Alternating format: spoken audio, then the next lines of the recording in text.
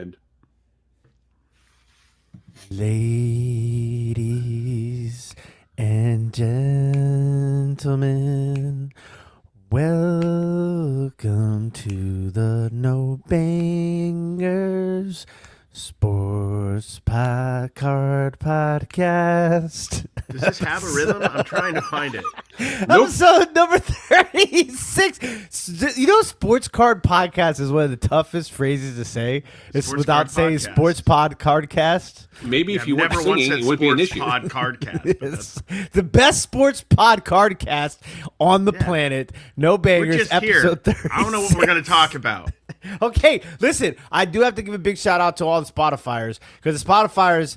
There's a gang of Spotifyers out there throwing down for your boy, and I want to just know. Listen, that- hold One on. person He's throwing down that for was your on a boy. fake account that was yours said something. Listen, he should introduce us first so people know who they're talking about. No, he wants to Yeah. go right around and talk about himself. Okay, Like, no, listen. I'm joined by Rod, aka Punchy. I thought Big you were shout going to out put the to helmet on and like start doing drills this week. Big shout out to Retro Rocket Ship. He said I deserve a shout out for creating the Punchy nickname. So he wants a shout out. Big shout out Retro Rocket Ship. I'm here with Punchy, aka Picking and Punching Cards. Rod, you got to do the muscles. Come on, man, do You your got to do muscles. what is wrong with you? My name's not Punchy. I said Picking and Punching Cards. There you go. There you AKA go. Punchy. right. And we got Cary from Here's the best American shirt, by the way. Arbitrage Cards.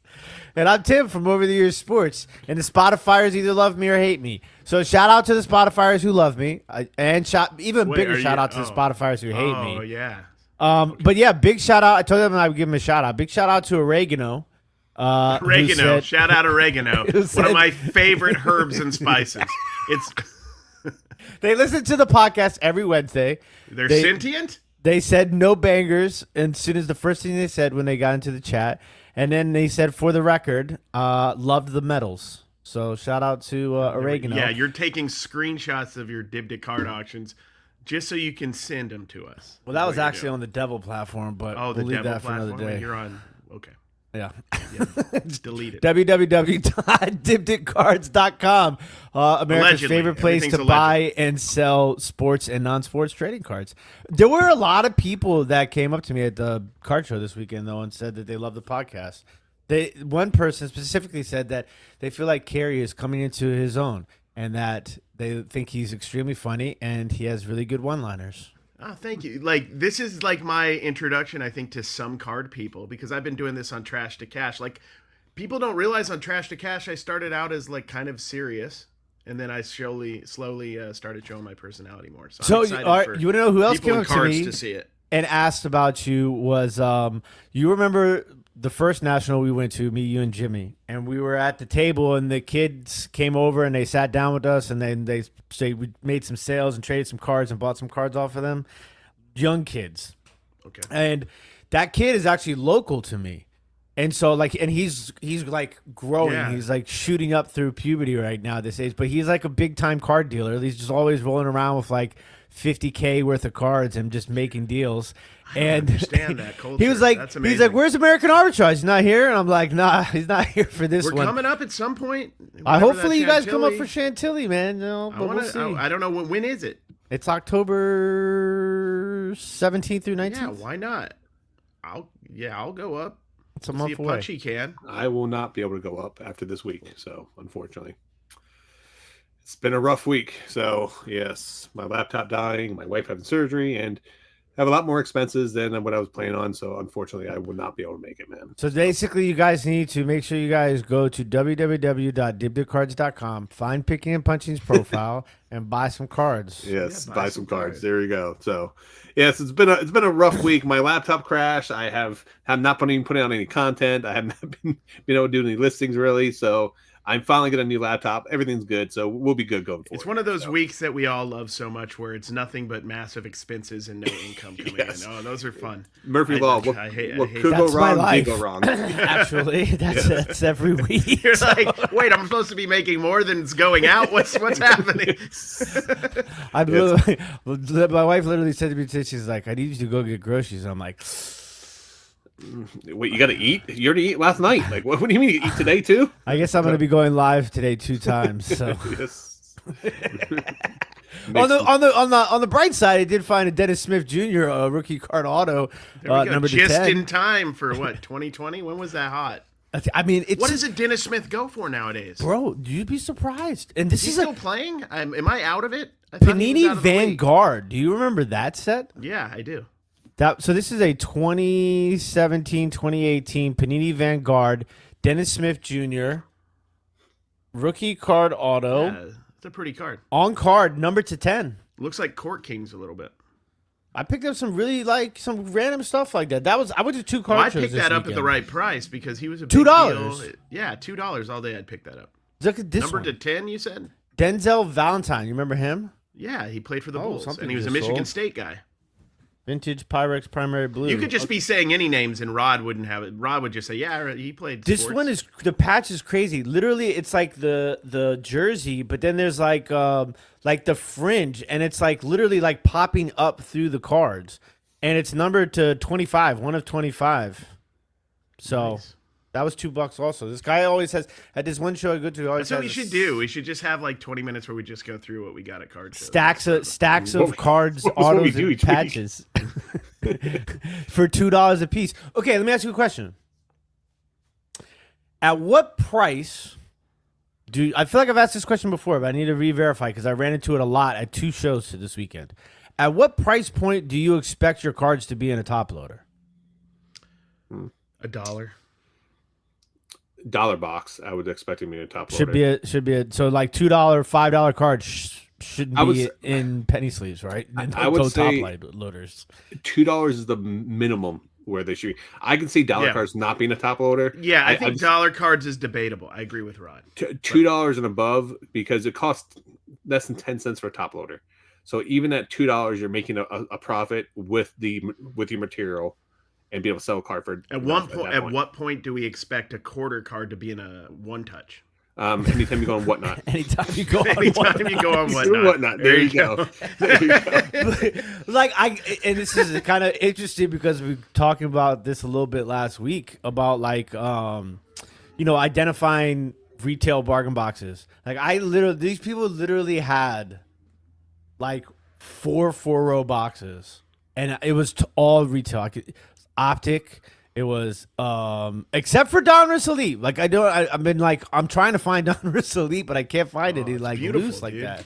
Beautiful cards, man. Yeah, but I mean, like they had like the base Sean. silvers, but like not in sleeves for $1 a piece, not even in penny sleeves. And then all the other cards were like $2 in penny sleeves, but it was like Optic, it was like Mosaic, Prism Baseball, Donruss Baseball, like the Bowman mega boxes, because you can always tell when people just rip a massive amounts of Bowman retail when it's just like a row of mojos that are like of non-players that you don't even really care about as far as getting a mojo. So it's like I'm just like, they took the time to put black stickers on all of these cards for $2, but like no top loaders. And then like this other table I was at, like literally they had like $5 to $7 cards at times, and no top loaders, just penny sleeves. I'm just like, what are we doing here, folks? And then this one guy was just like, it's in a binder. Like he just had binders, and they're like no sleeves, no nothing, just the cards in the binders. And he's like, yeah, just look through the binder. There's tons of cards in there. And I'm like, that is a weird thing. It's very, it happens, but it's not often that the bargain box cards are in binders. But I've seen it, bro. And he didn't have prices on anything. He was like, just whatever you want to pay. I walked away from a table, and I did it awkwardly as always because I can't handle any kind of like weird situation. But I'd done this with this guy last time. I handed him a stack, and then he was like eating, and he was gonna. It was all just like low end stuff, and he wanted to like look a lot of it up. And this time he's like talking to somebody else, and he's like, "Okay, I'm gonna look it up," and he wasn't gonna do it right then. And I'm like, "I'm not gonna stand here for 20 minutes to figure out if you're gonna overcharge me for maybe $20 to $40 worth of cards." So I'm like, "Yeah, I'll be back." But I do that a lot because I get social anxiety a little bit. I don't want to be like, I'm not interested, so I'm just like, I'll be back. And the minute I walked away, I'm like, I'm not coming back. and we walked around and went to other tables, and then we were walking by his table, and he saw us. Don saw this. I didn't see it. Don saw it, and then he started to go to the cards to start pricing. We'd been gone like 20, 30 minutes, and he had. Is this at the Villages? No, this was this wasn't at the Villages. This was at Lake Nona. Village is only like twice a year, 2 or 3 times a year. It's not very often. So yeah, but it was, and that show, the second show I went to on Sunday, was at the UMBC campus. First of all, the address on the flyer said 1000 Hilltop Court, so I put the address in the Waze, and I get to the destination, and I'm like, okay, I park, and I'm like walking, and I'm like, I see like all these like dorms and like halls and everything, and I see this guy like student. I'm like, hey bro, do you know where 1000 Hilltop Court is? And he looks at me like I'm crazy. And then like this old guy man trying to be a college student. what's this movie? Hello, Old fellow School? kid. Hello, fellow kid. I left my skateboard in my dorm. Then this guy comes out and he looks like he's like the building manager, like, you know, maintenance guy, cool guy. And I'm like, hey dude, man, where's 1000 Hilltop Court? In a circle or whatever, and he's like, that's the whole campus. And I'm like, what? I'm like, he's like, yeah, the entire campus is that address. And I'm like, okay, well, where's the arena? And he's like, well, you got to do this and I did that. I'm like, bro, I just like walked like a maze from like a parking spot to get here. So like I run back, finally get there, and it's like going into a basketball game. Like they have like security, like you walk in through like the metal detectors and everything. And the setup was really dope. It was on the basketball court floor.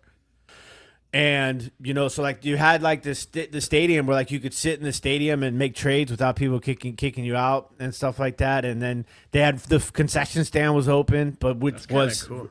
Asininely expensive. $9 hot dog and a $4 soda at a card show. I was like, this is just you're talking to a guy who just spent way too much at Halloween Horror Nights yet again. For the record, the Flaming Hot Cheetos elote corn did not taste like Flaming Hot Cheetos, and I'm a 41-year-old man who ate that.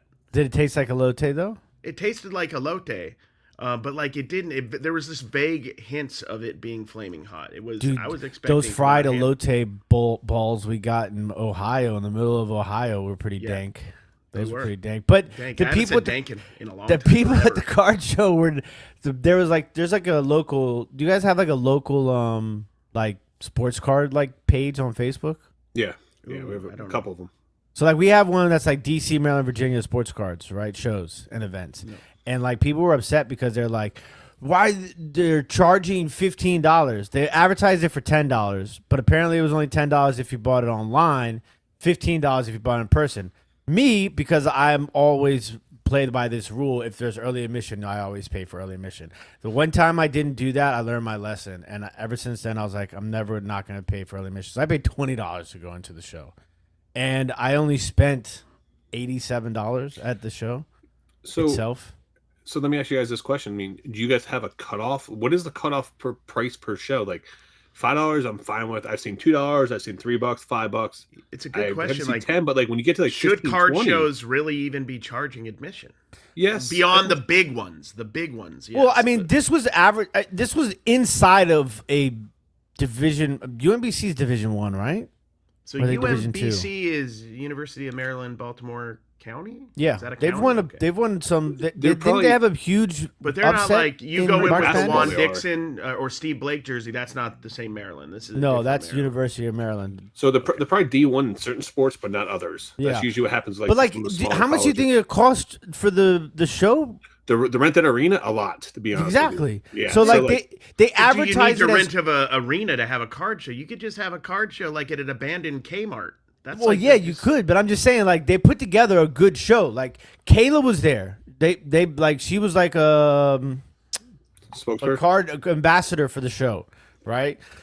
So I got to hang out with her for a little while, which was always cool. But like, the setup was dope. Like, it was a dope venue. Everything for me was dope. But like, the problem was, for me, it's half Pokemon. Yeah. It's literally half Pokemon, and like. There was not. It was tough for me to find what I'm looking for. Like, I mean, there was like I bought from maybe like four tables. A couple of people that I know, like from the circuit, the local circuit, I bought from. But like, it's just a lot of the same stuff now. Like I'm starting to see with dealers, it's just like not they're like the threshold of like retail bargain boxes and just like base cards at $1. Like I can't find myself to do that anymore. Did you pay for parking as well? No, parking was free. Okay, so you spent $87 a show. What was your buy cost per card that you got? How many cards did you end up buying? I bought 83 cards for $87. Okay, so technically you bought 83 cards for $107 because you paid $20 to get in. Yeah. So, like, is it even worth you to go to a show if you're going to spend a $20 admission fee just to buy bargain? Now, I could have paid $10 and gone in an hour later. You know what I'm saying? What, $97 though? I mean, granted, you're still. I mean, your buy cost is still cheap. It's still under $2, you know, per card, stuff like that. But I'm just saying, just generally speaking, like, what is your cutoff now going forward? Like, is it $5, $10 for a show? I mean, are you always going to pay the $20 to get into a show like that again? Yeah, I don't mind. I mean, like, that's pretty much the most expensive it is, right? Like, it doesn't. I've never seen anything more expensive than the that. National right? is 25, right? A Yeah, day. 25 general. So I mean, it's and never so like really... people are like, but I get it, right? And then this is another question I have for you. When you see a card show advertised, right, and they say 250 tables, what is your mindset? 250 tables or 250 dealers? 250 tables, not dealers. But yeah, that could be a different. Yeah, so amount people of were dealers. upset. They're like, you know, this was advertised at 250 tables. Yeah, there could be and- dealers with 4 tables. Right? Exactly. Yeah. Exactly. There's dealers that buy multiple. I mean, every show I go to, there's dealers that buy multiple tables. So, like, when I see shows, like, when you go to your average size show in like a hotel or like VA, was it the Veterans Affair or whatever the There's place? the one in The Moose Apopka. Lodge, Apopka's the Elks small, Lodge. which is I'm Shriners. expecting a 100-table show, which is going to give me like, Really? At a thing like that? No, Yeah, like the one at Apopka is maybe 40, 50. Yeah, I mean, but I'm saying just generally speaking, like a local, it's going to be either a hotel or like but Moose Lodge. I'm expecting to be less, but like even a 100-table show, I'm expecting like 30 to 40 dealers. See, for me, it's different. If I see a 50-table show or like a $75 table show, 75-table show, I'm thinking it's more closer to the amount of dealers than if I see like a 250-table show, because then that makes me feel like it's there's going to be people that have like 4 to 5 tables at, you know, a spot. So it's a little bit different. Like me, I go to a card show. All it takes is one booth for me, right? So like I'm not going to ever complain. I thought the show was dope. You know what I'm saying? Like I don't mind paying for it. To me, it's about like, who do you know that's regular that goes to that show? It's all about like the dealers that you can work with more. Like, you know, I could do well in a 40, 50 table show, as opposed, like, I mean, I don't need to, I don't know, pay more money and go to a show that, you know, has a bunch of high end tables and you could shoot like a hockey puck into like a washer dryer. Like, I don't need that. I just want a show where I could buy cards. You know, what I get that. But I mean, Cary, what's your cutoff? Do you have a cutoff at the show? It's $5 again, $10 again. No, if I want to go to well, I mean, yeah, I guess there is a cutoff. It was like a lot, like 50 or $100. Okay, I might consider it, but like 25 and below, as long You're as fine with. I mean, if it was a really small show and it was like $20, that'd be kind of wild. But nah, I mean, I've gone to West Coast, which was Burbank when I was going all the time, and it was $20 to park, and then the one year I got the media pass, but the one cool thing about like the West Coast at the time when I paid the pass, and I think it's still the thing, the VIP pass, you get like that canvas marketing, the people who work with Gary V, you got like a Steph Curry card. Oh yeah, which I sold and got a lot of my pass money back. So see, I don't mind. So if it's $5, there was a value add there, but I don't mind it because I also factor in the entertainment factor for me. Like I'm getting out of my house, I'm going there for 4 or 5 hours. And even if I don't buy anything, like I enjoyed looking at cards because I collect cards, I buy cards, I flip cards. Like I'm okay with like there being more than 50% Pokemon dealers if that means Jason Page is going to sing the Pokemon song at some point during the show. Then it's worth it.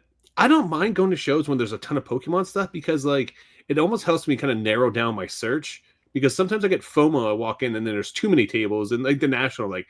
There's just too many tables. You didn't know what to do. You know what I mean? Like at that point in time, like Ron walked in there and was like, Rod, you really had no idea it was going to be like that. That's the most amazing thing. This is what I tell people is like I knew it was going to be like that, but I had no idea it was going to be like that because like I knew I was walking to a 600,000 square foot empty space when we fill with cards, but you don't really know what a 600,000 square foot space filled with cards looks like. And I was not prepared for all the vintage stuff, and I was not prepared for, you know, the craziness and everything else that went along with it. So it was well worth the money. I would have spent $500 just to go to that show, just to walk around for 4 days, 5 days. Like that would have been worth me for $100 a day just to walk around, not even buy anything. So do you think that people should advertise more, should include the amount of vendors with the amount of tables? Do you think that's something that would I would love help for them to people say moving like forward? split up Pokemon, like TCG and sports card vendors, like split that up and let us know. And then also, I'm gonna say it straight up, guys. I want a card show that's not gonna allow selling between people who walk in. Only dealers should be You're an able to idiot. buy and sell. I just want to say that hot take. Yeah. But no, because I listen, I'm tired of the Pokemon. I'm going to be honest Well, I with know, you. but not. I'm tired of the Pokemon. I people don't are want to tired go of to a the sports show cards. that's 50% Pokemon anymore. I'm done. I agree with you. I'm over But it. are these shows gonna? I mean, isn't that just logical for some of these shows though, just to sell more tables and to grow? Like it's happening a lot here in Florida. Like a lot of shows are just getting more and more Pokemon, and I think it's tough for them because I think there might be more demand for dealers and tables for Pokemon, and they want to There's grow. more demand for Pokemon. I'm not saying I like it, but I mean, are they going to cater to the? So why don't you just do a the group Pokemon that's less show? demand? They do that, but there's also a crossover between sports cards and Pokemon now. It's going to cost them less money just to I don't like think there instead is of a renting out crossover. two. Like if they What? unless they want to get rid of sports cards. Bro, you You'd walk have to into do any two shows. sports card shop in America, they have a big TCG Of section. course. They have sports cards. So how's there no crossover? They're not. It's not a crossover. They're just It is. applying to a bigger demographic, two different demographics. Yeah, it's like a comic book. What do store you that think the does percentage toys, of you know? people, the percentage of people that are buying sports cards and Pokemon cards at a card show? Less than 25%. So that's still a huge. If it's 25%, that's still a huge number. Those are the guys and gals that really got it down though. They're going in fully ready. Yeah, my guy Landers Rips, who I went to his show last weekend, Eclipse he does Card both. He does it. So too. going back to what you just said that you were upset that if you go to a card show, only 50% of it is Pokemon. Based off your own words that you just said there, you're alienating half the audience of that thing by going in there. So you're saying right now that I don't want to do nothing with Pokemon. So right now I'm gonna just narrow down the sports cards. Now you're giving away half your opportunity that you can make money at that show, being even bargain box guy, by not learning Pokemon or taking advantage of the You opportunity. can't bargain box Pokemon, Rod. You don't even know anything about Pokemon. Listen, you cannot bargain box Pokemon. There's only two ways to make money off of Pokemon. Buying cards raw and grading it. I'm sure as hell ain't doing that. And then buying wax and opening it and hoping that you hit a Charizard. I'm not doing that either. I'll tell you this. I say let's allow the I mean, we're going to allow anybody who wants to run a show however they want. But if we're going to get rid of anybody at a card show, the dudes with the spinny wheels and the games, let's get rid of them.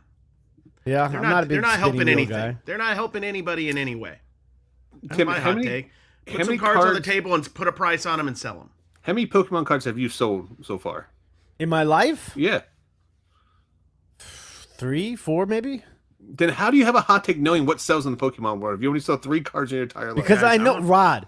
Listen, I know you play devil's advocate, right? I'm not playing devil's advocate. I'm just coming from a guy who talks so much about. You literally have a show talking about NFL and about all these other sports, about how Jaden Daniels is a top 5 quarterback, and we all know that's not true after his performance. You see how the he last did 2 that, weeks. Cary? He tried to slide that in the You like that? conversation. Yeah. Just set It's that true. right up. No, in I there. mean, You he's got that. definitely top 32 this year. Yeah, he's top 32. I'll give him that. I mean, I think there's a few backups who could probably actually Joe Burrow's hurt, so he's gonna be out a couple weeks. So yeah, maybe what's we'll put him that? top Jake 33. Browning is He's maybe out for better more than than a Jake couple of Browning. weeks. I know. Easton Stick, wherever Easton Stick's playing. You probably Oh could. man. So Speaking of random quarterbacks, shout out Neil O'Donnell. I just want to let you guys know, Eevee can't spring like an MCL. Pikachu can't tear an PCL. Is that something? Yeah, but you want to know what else they can't do? They can't go out and hit 4 home runs in a game. They No. can't go drop 50 points one night. But they can't. What did Pokemon do though, other than they just attack each other when you release them in fights? Like what? Or do they hang out? Do they chill? Do they watch TV with you? What do they do? So- I don't know. we got an interesting comment last week on the podcast on the YouTube comment here from the Bargain Boxer. He says Rod is a breaker, Yep. Tim is a collector, and Cary is a collector. But I find this extremely funny because I'm probably a bigger collector than both of you guys combined when it comes to cards. I got a 2-rower.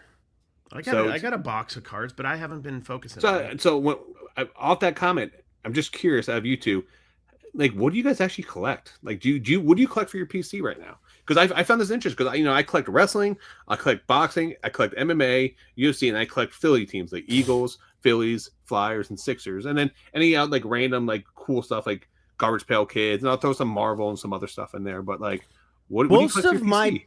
so I have random Notre Dame autographs. Okay, I have Adam Jones in Baltimore Orioles uniform. just Adam Jones you collect? Really? Yeah, Adam Jones. Why Adam Jones? He's one of my favorite Orioles of Okay. all time. Makes sense. I got some like throwback Orioles stuff, like Ripkins and Eddie Murray's and stuff like that. I have some stuff that the artist cards that I got autographed at my first national. I have those in there. I have a Topps 2020 project Adley Rutschman still sealed. I never even took it out the box. I got that in there. I got some random Muggsy Bogues and vintage Bullets players and Jaden Daniels. I have some Jaden Daniels in there. But yeah, it's just a lot of randoms. Tiger Woods, my Tiger Woods collection. You have Tiger Woods collection? Yeah, that I had no idea. Yeah, I got Tiger Woods. I have a bunch of game used golf stuff that I keep that I like, and yeah, there's a lot of random stuff in there. My Creative Crabs from V Friends. What about you? Don't you have vintage like boxing in your PC too? Yeah, vintage boxing and vintage soccer. Okay. Tobacco cards, and I have like a Stevie Wonder rookie card. What's that from? Some Dutch bubblegum thing. I don't think it's a rookie card, but it's like a 60s, 70s, 1960s That's or 70s. cool. I would like to Stevie see Wonder. that one day. Yeah, send me a picture of that later. What about you, Cary? I know you collect University of Utah players. Yeah, Utah, University of Utah's in my binder. Jazz. Jazz. Outside of that, I love Skybox autographics. I had them all organized, and they still are all organized. I want to do all the run at some point in my life, 96, 97 through probably about 01, 2000, 2001. I think there's about 4 years where it was iconic to me as a kid. And I love it, man. I'll get just as there's some cards in those sets that are super expensive. Yeah. But there's a lot of affordable ones too. Like I think it was at Burbank last year, I paid $25 for a Vin Baker, which, the Skybox autographic first or second year, where you can get his autos for $5 or $10 out of other products. But I love that. I also just remember, before I forget, I also have a LaVisca Chenault Jr. because that was the first card that I pulled when I got back into the hobby. So I have like a stack of insane LaVisca Chenault Jr. cards. Interesting. Where did he go to college? Colorado. Yeah. He was a dude for a few. Like, I mean, if I expand like my PC, it's gonna be late '90s basketball. That's like the thing that's most iconic to me. And then maybe '80s rookie baseball guys Like Bo Outlaw. Yeah, Bo Outlaw. Get me Chris Gatling. Chris Gatling. Yeah, get me like a cool Ruby's Chris Gatling. Back when he was on the Warriors or whatever. I love all that stuff, and I like the random dudes because somebody like Odin Chris Gatling Polonice played for the Jazz. Olden Polonese played for the Jazz. But like I know you Chris collect Gatling, Stackhouse too. I have like 3 or 4 Stackhouse autos. Yeah. I do love Stackhouse. He was I like loved him, one of man. the early, North Carolina. he's going to be the next Jordans. Him, Harold Miner. But like, I love all that stuff. Chris Gatling's a great guy to talk about because he was a dude, I think there's like 14, 15 points a game. Was a young up-and-coming guy. Probably somebody in the modern day in 2020 would have been hyped for a little bit. And then he just, he ended up being a role player for 8, 9, 10 years, whatever. And that was his career. But what would be dope? I think each one of us should film a video showing our PC, and then we should upload them as recorded videos to the No Bangers channel. No, that'd be kind of cool. Yeah, I'm down to do I got a that. box over here. I think that'd be a really pretty cool idea. I think it's just good for us to touch base with the audience and let them know, like, yeah, we're not just flippers. We do love cards, and we do love, like, it's funny that caught a breaker. Like, I break one day a week. Like, not I think you just busted your balls, though. I also want to say that I also want to, because I'm not really looking for PC stuff right now. I'm pretty clear about that in my videos. Yeah. And it doesn't make you, in my opinion, it doesn't make you any less a part of the hobby or the ether of collecting just because you aren't keeping cards at the moment. I've said it 1,000 times. It's the same way I am when I go to a garage sale and find video games or other stuff that I dig to flip. I get most of the joy at this point, having been a reseller for 15 years and not wanting to junk up my house with a lot of stuff. I find my joy in finding it. So Well, I love looking through the boxes, finding something, and then moving it on to somebody else. It's something I love, and I'm connected to it. And I don't think you have to PC unless you want to. You're a curator. That's the big difference Curate, exactly. between what we do and what people who frown upon flippers in the hobby, right? We don't necessarily fall under that category of the flippers that the hobby hates. Yeah, we're not just flipping around downtowns back and forth. Yeah, and we're not like scalping wax and exactly robbing little kids and stuff like that, right? Like what we do is a part of the hobby in itself, right? Like people who dig through bargain boxes is a part of the hobby. Whether you're keeping it for yourself or selling it, it's part of the hobby. No, I agree with you. I always tell people we curate, what people can't find, or like we put the time and effort into stuff, and that's just picking in general. Like I get comments on my videos all the time. Well, you go out there and pick, you're taking all the good deals to the rest of us. Like you have the same opportunity to go out there and go do, but you don't want to put the time and effort into it. Yeah, I mean, dude, we do people a service. Shows, what we're doing. I never arrive unless I'm like traveling to a card show. I never really arrive on time. I'm not going to early viewings. I'm arriving a couple hours after they open, and I always find stuff. So if you're good at what you do, if you're good at digging, and if you know what's hot now, or just you know what people like and what you like, you can find deals and find cards to flip or PC or whatever. So Tim, you had a hot take here about a couple weeks ago, on basketball cards. Can you tell me what your hot take on basketball cards was? Oh, yeah. Oh, basketball cards are thriving. One of the best markets for sports cards in the world right now. What was your hot take? Your basketball cards are dead. And why did you say that? Because there's no middle and ground in value, and it's just everybody is trying. There's only 4 or 5 players that actually have insane value. Everybody else, you could be an all-star, you could be a top 5 scorer in the league, and nobody cares about your cards. But why did you come to that? I mean, other than that part, why did you produce that video? What happened? Because when I go to the stores, there's always more basketball cards on the shelves than any other sport right now. So last night I went down the rabbit hole on YouTube and I started watching like a lot of like unboxings of the new basketball cards that are being released, because I remember that was your hot take, and as soon as you said that, I went to when I went to the store to go pick up some football cards, stuff like that. It was just jam packed with basketball. That's all you saw in there. And then it dawned on me that literally Panini right now is not overproducing. Their licensing ends on October 1st. They're trying to put out as much product as possible right now to go out there and stuff like that. I went down a rabbit hole watching these unboxings, and I will say now is the time to buy basketball, because the crazy stuff that people are putting out in retail right now is insane right now. Mosaic, I was watching like mega boxes being hit, blaster boxes. They're pulling out like number to 10, number to 50. They're pulling out Genesis. They're pulling out. What's up? Who though? I watched Pac-Man pull some last night. Don't tell the people that, because then they're gonna be like, "Oh, well, he's getting the juice." No, he Are ordered. You sure they weren't first off the line boxes? No, he ordered it from Target's website, and then he got Target and he got Walmart. He opened retail product last night. But I was watching some other people with some retail product, and then what did he get numbered of though? What's up? What were his cards numbered of? Eric Pascal. They weren't some of them weren't the greatest. He's been out of the league. They still have him in the Warriors uniform. They don't even care. Here's the crazy thing. Like, do you know how many Eric Pascal rookie cards I have from 2020 Mosaic at one point in my life?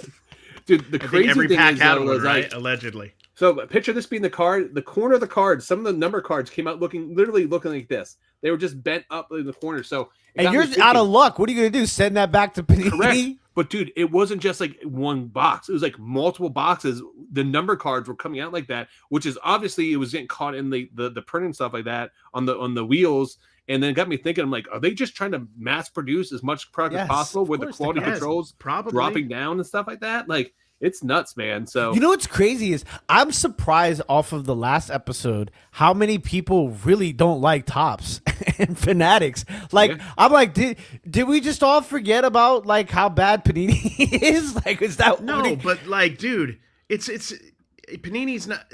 This is why I think we talked about this last episode. But the people out going to card shows, the people who flip cards, the people who collect cards, we're the hobby. You could interchange Topps with, I don't know, if Hoover Vacuum starts making cards and gets a license and beats Top out, then Hoover can produce them. It doesn't matter. they're just a company that's interchangeable, and they may innovate and do some things that moves the hobby forward. And maybe Topps is iconic, but some other company could own Topps. Is more what I'm saying. Can I ask a question? Yeah. Yeah, sure. Did we say no? You're just not going to ask it? Do you think? Yeah, probably. Do you think that these are still good from National? I found one in my backpack just now. What's the expiration date? There's no expiration date on it. Yeah, it's good. There you go. Right. Sure. I mean, I don't know. I'm not. If you don't die tomorrow, then we're good to go. So that's I'm how not we know. a doctor. Yeah. I just do cards, man. But I think it is. I think the reason I don't think people hate Topps so much. I think are Fanatics. I think they hate being exclusive to them. I think that's the problem people have. No, I think people they hate Topps. exclusivity, but I mean, I want an umbrella of allegedness over everything I'm about to say, but Fanatics, people don't like what they've done with the NBA jerseys. They don't like the quality of the product that's put out. I would love to go to don't they do the football jerseys, or is that Nike that does the football jerseys? Depending on it, I think because there's a lot of press, it's just iron-on stuff in jerseys now, less stitching. It feels unless you buy more expensive versions of the see-through jerseys. baseball jersey fiasco. Yeah, the baseball jerseys, they don't feel, from what I heard, they don't feel the same. So I don't know if I definitely do not want Fanatics to run all of the hobby in any way, shape, or form. I know you want Dune 2024 and Oppenheimer 2023, and you want Inception 2012, whatever Topps Chrome product they're putting out. You want that. What but Cary's does everybody referring to else? is Topps just announced they're releasing Dune products for 2024. 2020, just in time. Just in time, yeah. But I mean, listen, I get it. They have a $1 billion license right there. I get it. And then the next movie's come out in $1 billion for Dune? No, that's what the license is between. That's what they gross between a movie 1 and movie 2, over $1 billion. Okay. So, but I mean, they did. I was crazy about SpongeBob, bro. I can't believe SpongeBob. When I seems way better to me. I don't know why. I just think it's more of a cultural. So when you said that, I knew SpongeBob was big, but I didn't. When I looked into the value of the SpongeBob IP, $13.7 or $13.8 billion. I feel like I could have made a SpongeBob. Also, to me, honestly, it's aesthetic. Yeah. It's aesthetic. Dune is kind of cool, and I wouldn't mind opening a box. I'm a 41-year-old guy, though. But SpongeBob, I never even watched, but I saw what those cards looked like, and they look amazing. The colorfulness. I think they're very vibrant, fun cards, and I love the vibrant stuff. Yeah. So I mean, I can see that being popular. It's going to look good in mags. I think that's what I think that's when it comes to non-sport stuff looks so much better than sports cards because you have those vibrant colors like Marvel, because it's more of an art compared than just an actual. Did play you see on the that card. Topps 1975 Marvel set? Looks terrible. Do you know what it's based off? It's actually based off. I know it's based off a set. I understand but I don't know why they didn't make it heritage style. Make it old school stock. Chrome is the 1951 ringside inserts in the Topps Chrome boxing are so dope. That box was. Listen, I've only opened 4 hobby boxes in my life, and that was one of the funnest. It was so jam packed with stuff. I tell people right now, if you at a card show and you're going to find boxing cards thrown in a bargain box because people were going to rip it looking for the Tyson Fury, Mike Tyson, Floyd Mayweather. They're going to throw the rest of the cards in there. Do your guys' research because there's a lot of opportunity with that. That's the first year they've been released and first time boxing cards have come out in 70 years. And I think there's a huge opportunity for those cards. First time Topps has done boxing cards. Yeah. Well, first time Topps has done boxing cards. Don't forget about KO. Yeah. Australian. Yeah. But let me, this is the one thing. I was so excited when I filmed my video that I didn't mention this in the video.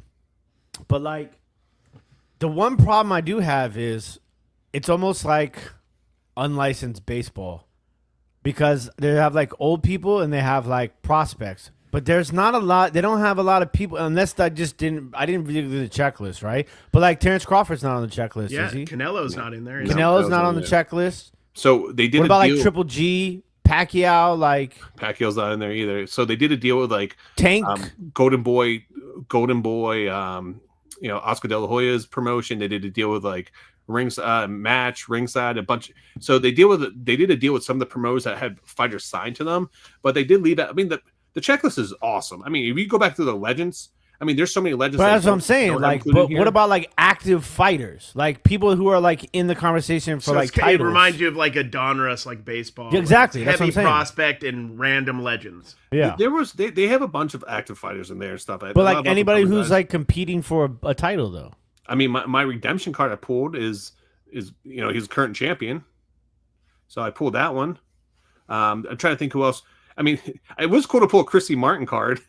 Like she was like one of the like pioneers for women's boxing in there. But Like it would have been dope if they had some of the women's boxers that like we just watched recently, like those because those undercards, like every fight in that women's boxing match, that was incredible, and I started following them on Twitter. Like every fight except the Jake Paul fight was good. Yeah, Tim, I agree with you on that one because I thought they signed Jake Paul.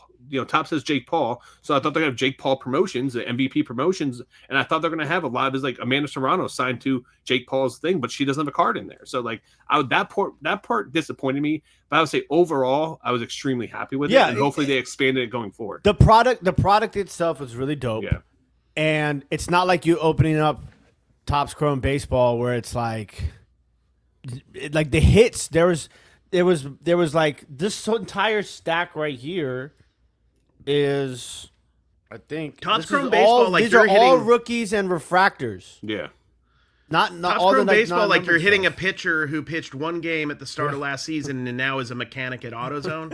Like, you don't have to worry about that, though. But I think here's the biggest thing I think people need to understand is like when you get not a new sport, but you get a sport that's been existing like boxing, and this is the first time Topps putting out. It's the first release. A lot of those will be a lot of first release cards, or maybe some of these legends first card they've ever had. So there's a lot of opportunity I feel especially with the rookies, because like think about it, like maybe like one of those guys goes, and it's interesting because boxing is such a different sport than everything else, where it's like somebody may only fight 1-2 times a year at most. Like it's not like people are fighting 4 times a year. Yeah, I mean they younger guys will, yes, because like 8 rounders, stuff like that. But when you're up and coming, you're fighting, you're not fighting 10 rounds. Title fights are 12 rounds, so they're gonna fight 8 or less, while they're working their way up. But I mean, I think the biggest opportunity though is because TKO, which is Dana White's getting to the boxing. He just promoted the Canelo fight on Netflix there, and going forward there. I mean, when you watch a UFC fight, you can care about the undercard because they build up a story. They tell you the guy's stories. They go through. They do a very good job doing that. And you watch the Ultimate Fighter TV show, so you can follow these guys' progression. Boxing is just it's polar opposite. It's just ceiling or the floor. There's nothing else. You know what I mean? Like UFC you have the top of the top guys and UFC. Like this is the analogy I like to think of. Like with UFC, it's like wrestling but real. You know what I mean? That's what I like about it. Yes. What he said. But here's the thing is. I think 2023 boxing was the 14th biggest sport, or the 14th biggest grossing sport, I guess. In the maybe not what was the numbers? It's 14th biggest sport, I guess, mainstream. And now I think as of last year it was back to 9. But if you look at the 70s and 80s, that was the number one sport over over baseball, over football, over basketball. Those pay-per-views did massive numbers over any of those sports. So we get horse racing cards soon or what? Yeah, dude, I just opened some Sports Kings. They got jockeys. No, Leaf just announced they're coming out with some horse racing cards. I think so. They had they have table tennis. You can get like a box of table tennis. It's like $50 with like. That's how you guys are thinking about learning how to play. I just don't know any table tennis people. Yes, we had a whole conversation last week about it, about how you're going to break your leg and sprain your vagina, and how you're going to probably be out of the podcast for weeks at a time. Yeah, we did talk about that. Because you have all these, only because you're wearing all your medals when you go there, so it's going to weigh you down, and it's probably going to hurt you as you go through the show. Yeah, one hand is going to be just holding all the... People said I should wear my medals to the card shows. You should. I mean, you should carry a trophy. It should be like your 1980, 89, like, second best. See?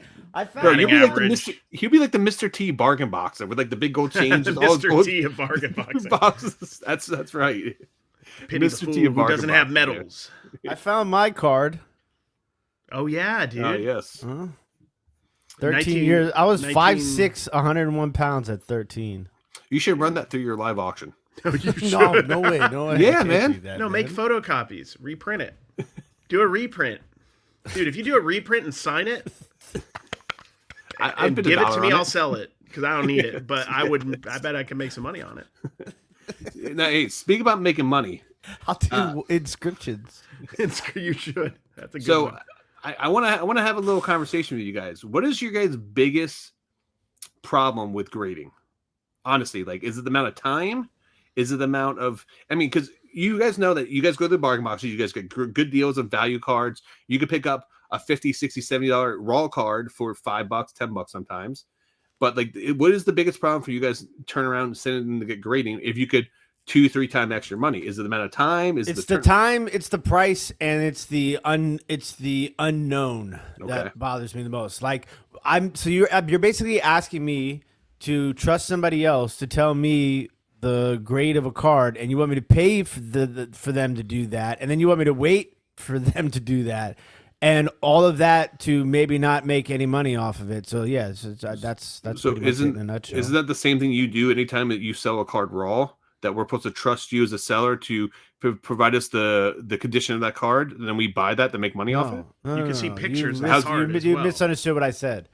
Like, I have to buy. So basically, if this is what grading would be for me, I find a card that I think is a good card, and if it's a 10, it could be 5x my money, right? Yeah. But if it's anything else, I'm out of money. It would be different if like nines had some value. Yeah, like if you were nines playing had with value better- like it did a little while ago, then yeah, I'd probably do more grading. But here's the thing: is with you guys buying at the bargain box and at the value box level, you're getting cards for well under value. So even if a 9 comes back and the raw price of that card is still at a 9, Raw prices are more in 75% of the case of the hobby right now. Raw cards sell for more money than nines, which is ridiculous. So just to say for the sake of this argument, if a 9 is the same price of a raw, but there's no sake of the argument. That is the argument.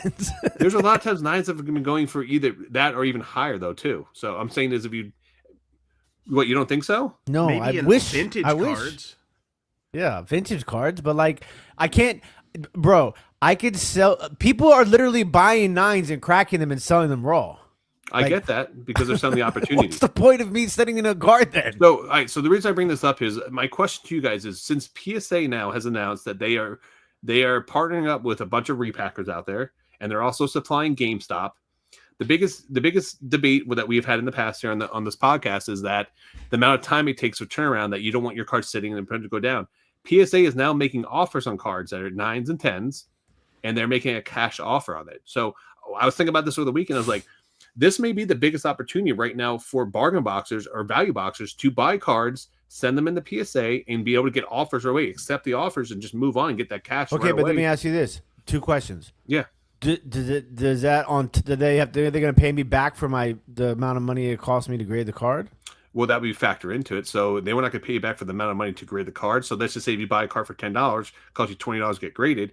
And if a raw card's selling for 50 or 60, well, if a 9 comes back, you're going to get $45 or $40. You're still going to be ahead of the game $5 or $10 at the end of the day. Yeah, But you could have just sold it for 60 and done none of the work. Yeah. But here's the thing: if it gets a 10, and you work off the rule of averages, there's just there's no rule of averages in grading. It's Yes, you're there rolling is. the dice. You're literally no, it's rule rolling of the averages, dice. man. If you know what you're doing, you send in. If you send in a couple cards, yes, you may get burned, but at the end of the day, you work on the rule of averages. Is what I've done when it came with comic books. I would send in lots of 25 or 50 at a time, hoping that if 10 out of that, or let's say 15 out of those 50 comic books got a 9.8. What's the key word you use there, though, Rod? What's the If. key word you use there? Hope. If. Hope and No, if. I'm not in but the here's the business thing of is, Yeah, buying we're in the and selling business cards. of Tim, flip and make but- money. But here's a way to one up or do that. So why not do a hybrid business model where you are doing, maybe 10, 20%, you're sending it graded, still flipping what you're doing there. Listen, the idea of it has crossed my mind a million times because it makes sense. Like if I can buy a card for $1 and I can send it in for grading, I pay $20 for grading, and the card now sells for $40, whereas opposed it would have cost me $20. Like I thought about it a million times because it makes sense. But like in order to do that, you need like a team. I feel like it's hard to do by yourself. You need to do it to where you're doing it at the level where you're going to be making. I feel like good you need money. to send it into with me, in my case, I'd need to send it to which there's tons of them out there that look at the cards, charge you like a couple bucks, and if they charge you a couple bucks if it's not worth sending in or whatever for their time. That makes sense to me. I don't trust my eye. I'm also I never got into grading, man. I missed that boat.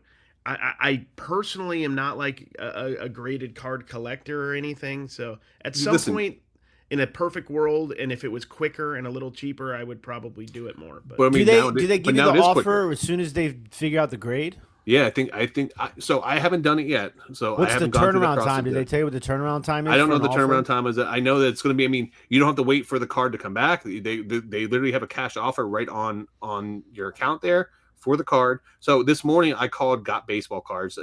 So what you're referring to down below, Cary, down below, I'm pointing you down below. What you're just referring to about, they are a group submitter, so you can actually submit your cards to them, and they will take the cards and they'll look at them, and they'll send you an email saying, hey, I don't recommend you send this card in. They'll charge like a $2 or $3 rejecting fee because, hey, this is the XYZ, the reasons why. We'll still submit it if you want to, but if not, we can just reject it and then send it back to you when you get your submission. So I've used those guys in the past when I submitted cards through them. It was a great experience. So I called them up this morning. I said, hey, as a group, since they're a group submitter, so if you guys don't know what a group submitter is, if me, Tim, and Cary all submit our cards to a company, we're getting their discounted rate because all of us are submitting our cards at one time, and then they submit it for us. So I reached out to them to ask if they're going to be doing what happens with the cash offers from PSA and stuff like that, and they said that unfortunately right now there's no way for them to manage those because they may get so many cash offers for cards. There's no way for them to communicate back to the buyer, so they're not offering that service to people. When does this if launch? I individually send it in and then I have my own account, I can get the cash offers to my account. I'm sorry, go ahead. When does this launch? I think it's already launched.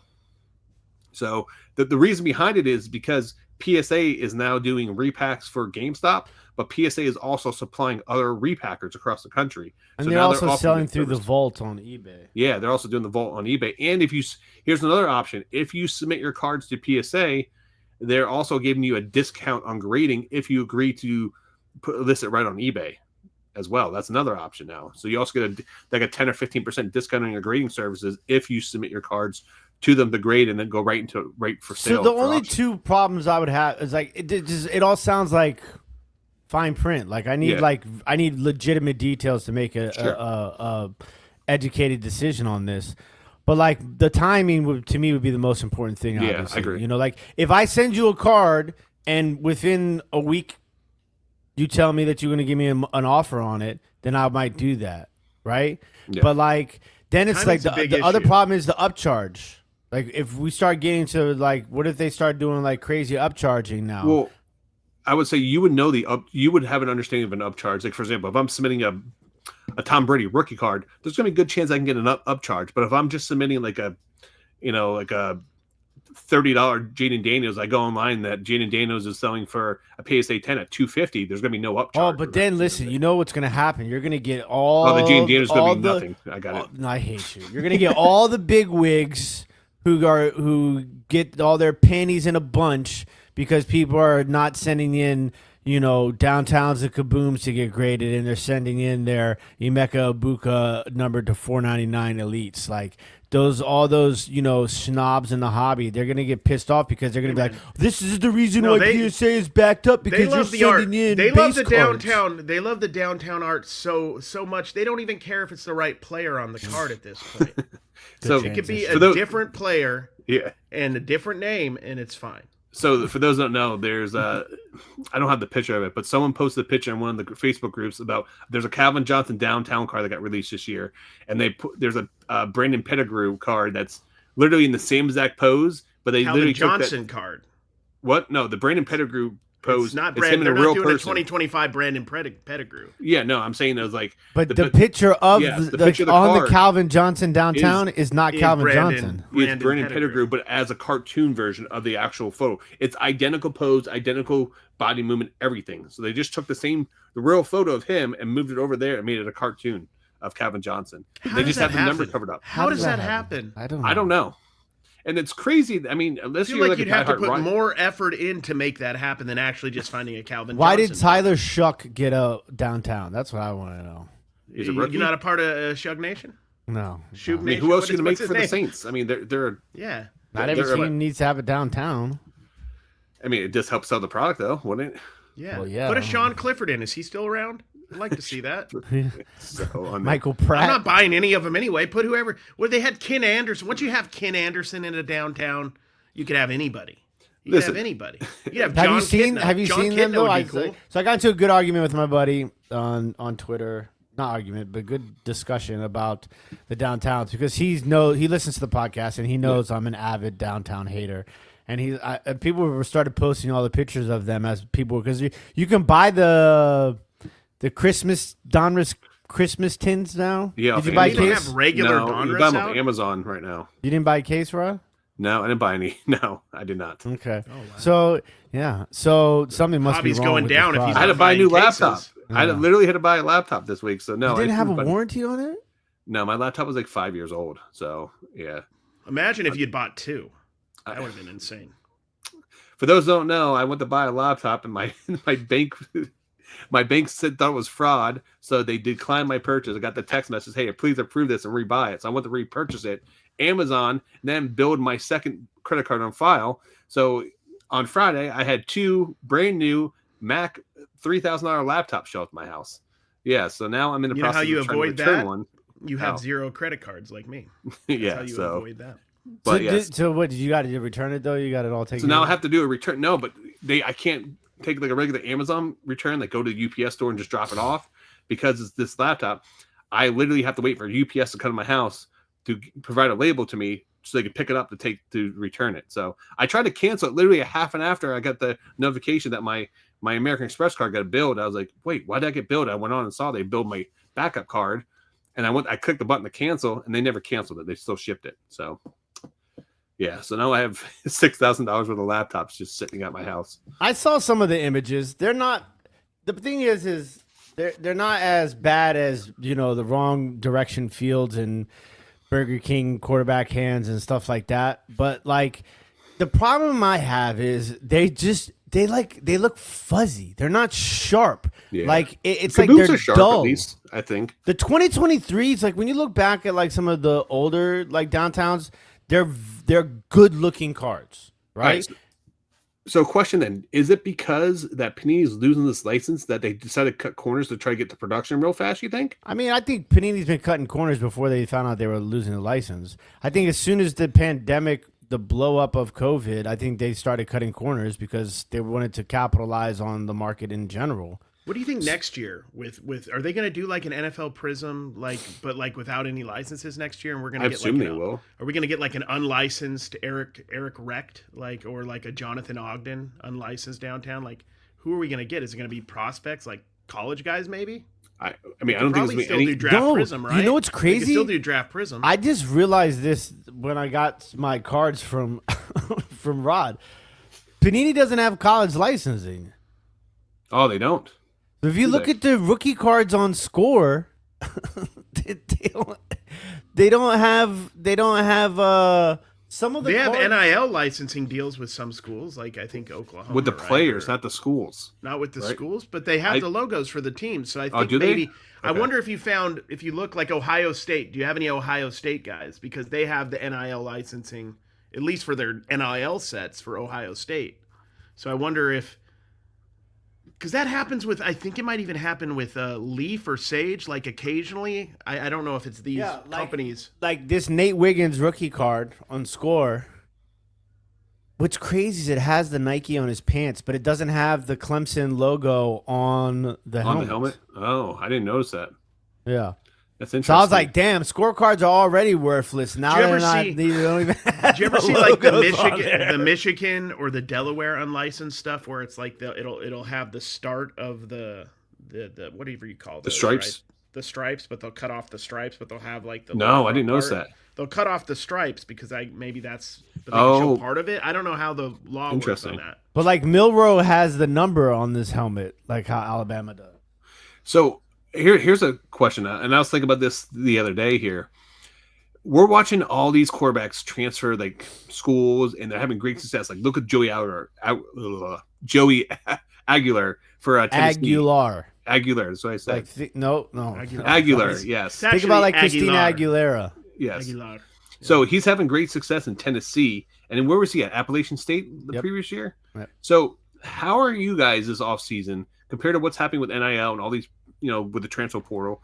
How are you guys going to approach your bargain boxes and your prospecting for college football different next year? Because I think I was thinking about this. I think I'm going to have a different approach to it. Well, I'm curious what your approach is going to be different because So I wasn't as big into it. Like, it's not that I wasn't as big into it, but I didn't have as much bulk inventory for the season starts because I was really banking on National. National was absolutely horrible for college football cards. But I think that the prospecting is a little bit different with college football than it is with baseball because with baseball you have multiple opportunities. I think with college football, like you should probably sell right before the season starts. I agree. And then I think you should hold some in case they blow up. But like, look at like Cade Klubnik right now. Like his stuff is going down. Shout out Gaby. Gaby was like, I'm gonna buy the dip. He bought an orange auto of Cade this morning. But like, it's tough because like there's only in baseball you have 162 games in the regular season for major leagues. Obviously single A, double A, like it's. The lower down the farm system you go, the least amount of games are played. I think isn't like single A like 60 or 80 games. That's it. Like, less than that, I think. Almost all the minor leagues are done, except for I think Triple A. That's why you see a lot of people get promoted at the end of the year. Outside of like contract, like fine print stuff where like you can like sign somebody to a deal if they don't play X amount of games at this level and blah blah blah. But like with football, like I mean, look at Julian Love. Notre Dame's 0-2. I hate to say it, but they're 0-2 right now. How are you guys still ranked? This is the biggest bunch of BS in the world. You guys are 0-2 and ranked. Like, isn't that Notre Dame favoritism more than anything? Like, come on. Well, I'd say yes and no. I mean, but you got to remember we started so high in the rankings, right? And our two losses the one loss came to Miami, who's what, top 3 team, top 4 or 5? Top 5 team, undefeated on the road, and it was like a 1-score game. And then we lost to Texas A&M at by 1 point after a botched snap against a ranked school. So like it's a little different than losing to like Tarleton State or something like that. Tarleton. But like, yeah, it's like we're gonna make that college famous. Yeah, what are they? The Tarleton State Scoundrels. Tarleton. No S. Yeah. But so what about you, Cary? Tarleton, though. Are you gonna do anything different? Here's my thing. Like beyond the speculative part of it, which people do all the time. The one thing I like about baseball, and I've really enjoyed about baseball and getting into it this year, is it's so wide that most dealers, most people selling, including myself, I don't know everything, don't know every player, don't know, this guy's tearing it up in Double A right now. And I think with college, it opens it up so much wider than the NFL that if you're paying attention to transfer portals, like I'm a University of Utah guy, and I didn't even know who Devin Dampier was, and Gaby did. But like I didn't. So I'm like, okay, I should have probably been paying attention. He's playing great. And I love that. If you're paying attention, in my opinion, especially in the off season, you can go through these bargain boxes and not just find cards that could go up when the season starts or get hot, right before the season. But like I imagine you could have found Joey Aguilar autos at half what they were going for at that moment on eBay.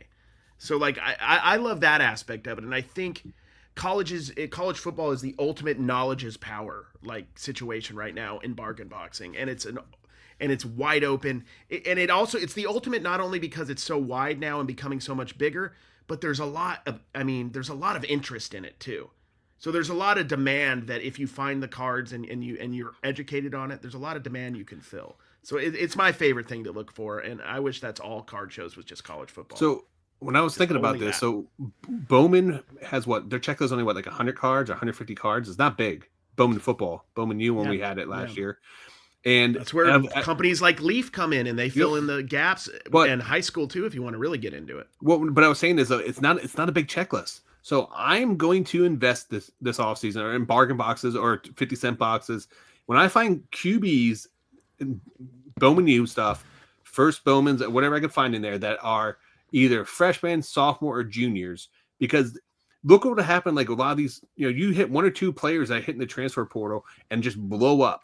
Like the guy from USC, Jaden, what's his Maivia, whatever. Yeah, Maivia. I mean, they're talking about him potential for the Heisman right now. I found one of his cards yesterday in the bargain box. But like I was buying, I think I bought it at a 10 for like $10, $15 on the off season because I knew him going to USC. There's an opportunity. That's a guy I imagine theoretically. Obviously, I don't know for sure. Theoretically, his stuff could not maybe in bargain boxes, but he could be in. You could probably find some $20, $30, $40, $50 autos, maybe in a $10 or $15, $20 box, or in a case that hasn't been updated, or some numbered stuff in $5 boxes, or even dollar boxes if you're lucky. If you're paying attention, that's what I love about baseball prospecting, and it's not just prospecting in the sense of I'm going to buy and I hope he performs. I'm talking about finding a guy that has some value right now, and the people just don't know. You can't pay attention to everything. You just can't. It's impossible. I can't. We all have weaknesses.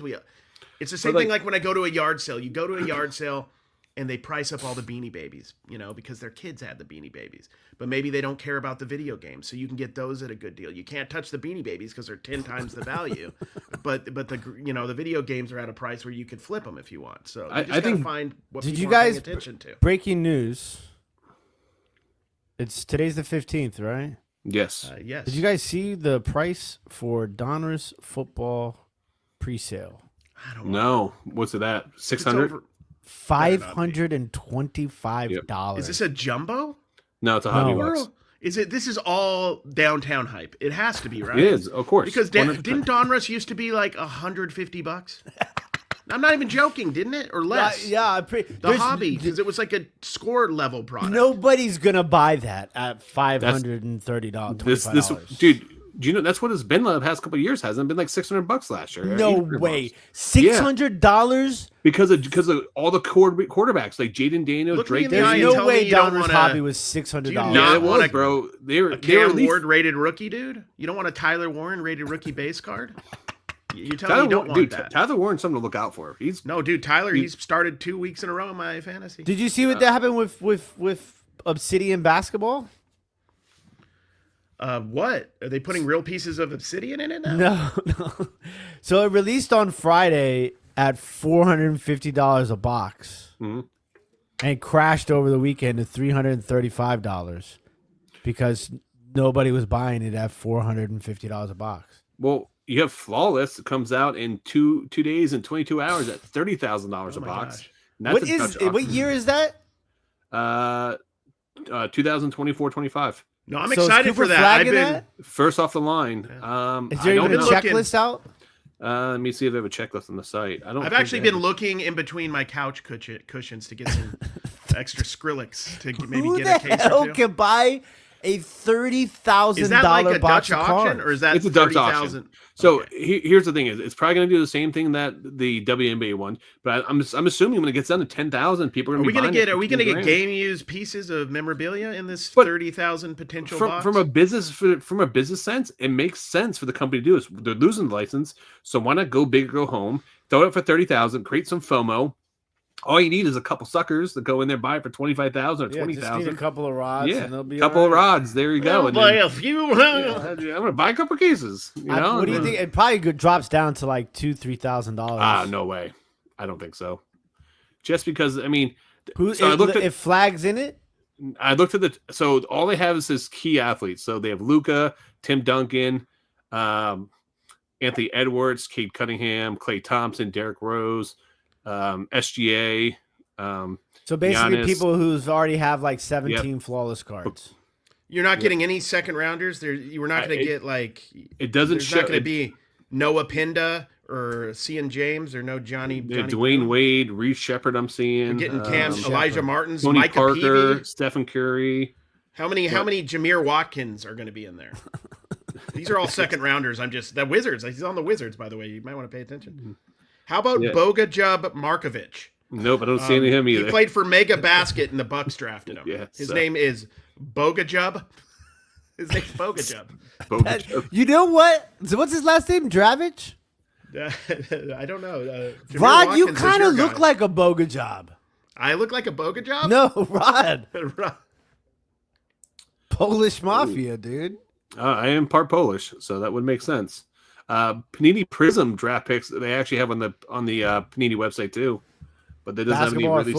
Football 2025.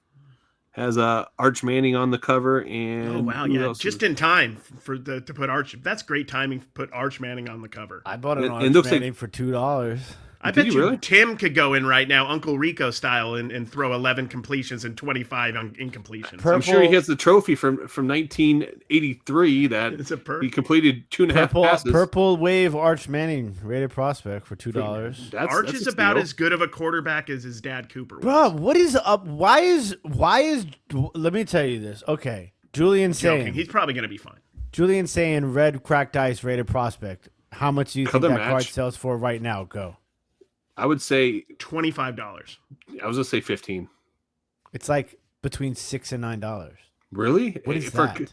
And a color match? Well, he's in his like he looks like he's a Oh, character gotcha. on like Dawson's Creek or something. Oh, that's probably why.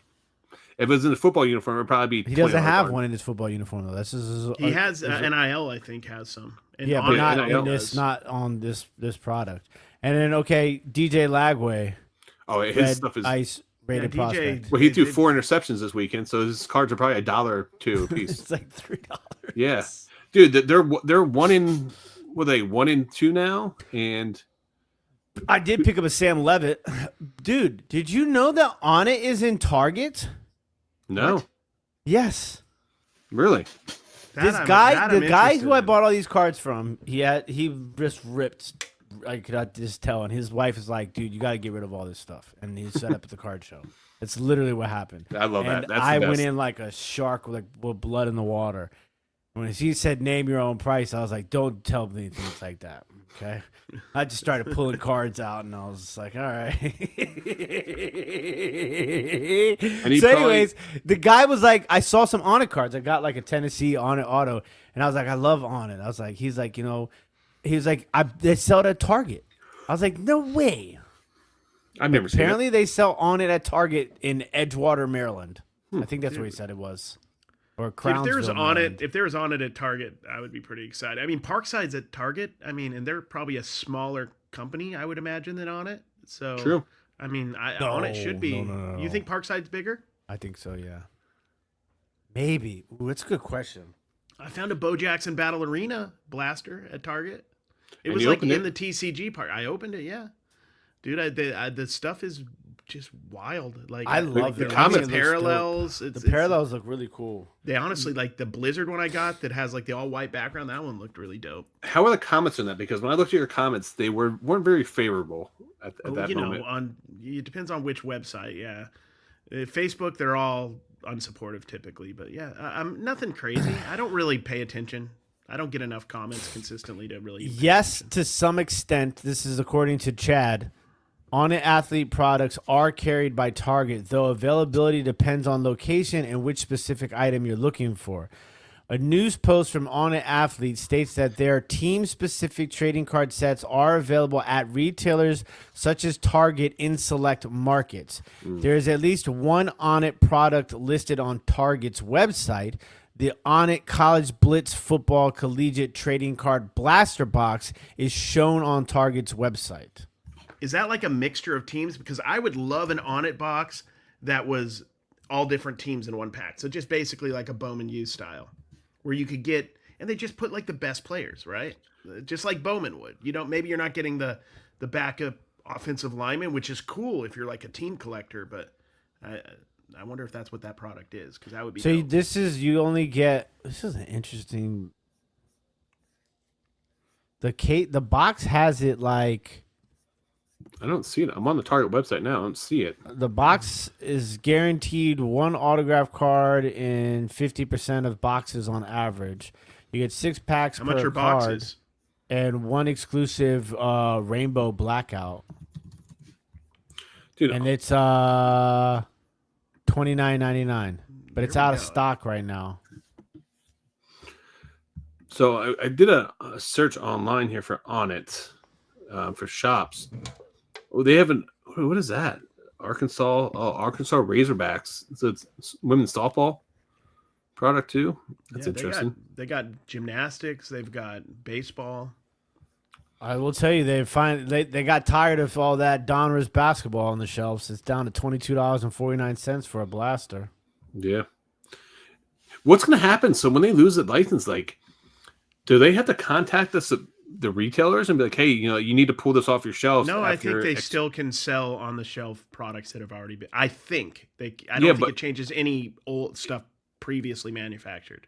But there is a shelf life on that, so like they can't sell it 2 years from now. Like Panini can't sell basketball products on their website like 3 years from now. Say, hey, we have NBA products. Why couldn't they? Because there's a end part to the contract. They either have to destroy that product or wholesale it off and just move it off. Like they're no longer allowed to, because what keeps them from saying that, oh, we're not just producing more cards then, you know what I mean? That's what. Well, I mean, they probably have saying they stopped printing them on a certain date, right? Yeah, but if they still have product, they can get rid of it. But what's to stop them from? Yeah, but they are allowed to get rid of it to a certain point. So they, like, for example, like their redemption cards and stuff like that, and everything they have like in their vault that they hold back, they can't just keep producing basketball cards because they have all kind of stickers to put on those basketball cards with NBA logos and stuff on it. If Upper Deck wants to put some 2009-10 basketball blasters on the shelf, I will buy some. Yes, Dude, you know what I mean. What if I wish they were doing a yard sale at Panini. I'd go to that. No, you wouldn't, because you wouldn't spend any of the prices. 90% off. Do you know What's how crazy yard sale prices? No, it's at that point in time they can just sell to a distributor to come and just buy it all from them. No, but that doesn't benefit us, Rod.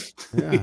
We're talking about the way it could help us. Oh, okay. I didn't factor that part into my bad. They do care about that, I think.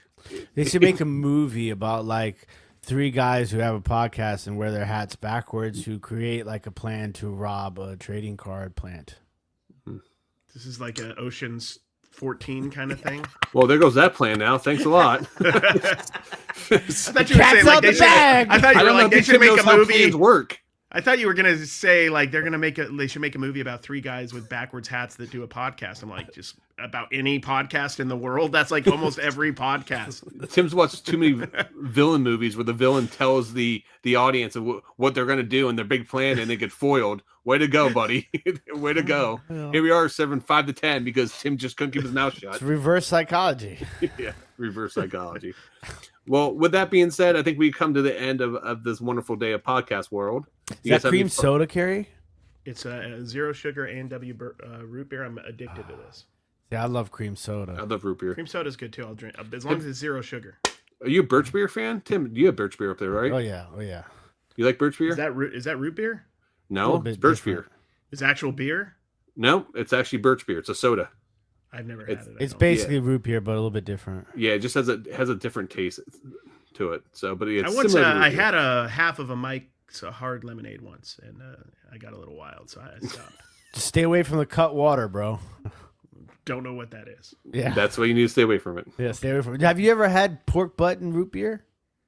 I've not. No. Oh yeah. It sounds like it'd be good though.